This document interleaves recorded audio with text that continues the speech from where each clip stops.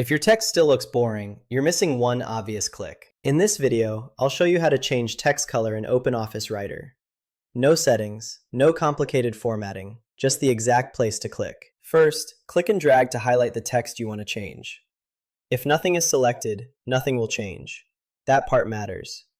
By the way, if you want simple OpenOffice templates and quick guides, I've linked some helpful resources below. They're there if you want them. Alright, back to it. Now look at the toolbar at the top. Find the letter A with a colored line underneath it. That's the text color button. Click it once to apply the last color used. Or click the small arrow next to it to choose a new color. Select the color you want. Your highlighted text changes instantly.